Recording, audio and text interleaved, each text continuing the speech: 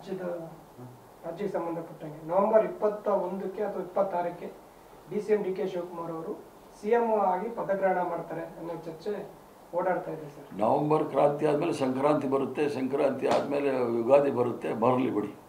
ಅಲ್ಲ, ಇವತ್ತು ಕೂಡ ಗಾಂಧಿನಗರ ಕ್ಷೇತ್ರದಲ್ಲಿ ಕೆಲವು ಕಾರ್ಯಕರ್ತರು CM DK ಶಿವಕುಮಾರ್ ಅವರಿಗೆ ಅನ್ನೋಂಥ ಜೈ ಘೋಷಣೆಗಳನ್ನು ಕೂಗಿದ್ದಾರೆ. ಈಗ ನಾನು ವಿದ್ಯಾರ್ಥಿ ದಶೆಯಿಂದ ಇದ್ದಾಗ ನಾವೆಲ್ಲ ಜಿಂದಾಬಾದ್ ಕಮಿಟಿನಲ್ಲಿ ಬಂದಿರೋರು.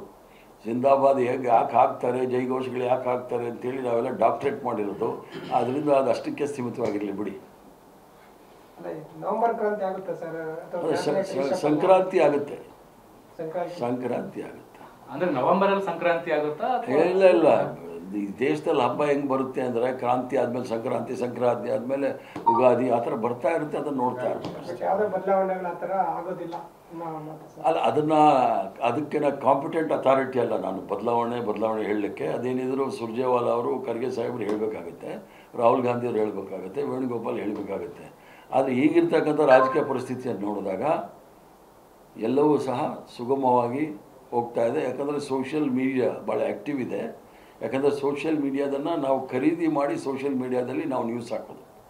ಸೋಷಿಯಲ್ ಮೀಡಿಯಾಗೆ ನಾವು ಹೇಗೆ ದುಡ್ಡು ಕೊಡ್ತೀವೋ ಆ ಥರ ನ್ಯೂಸ್ ಹಾಕ್ತಾರೆ.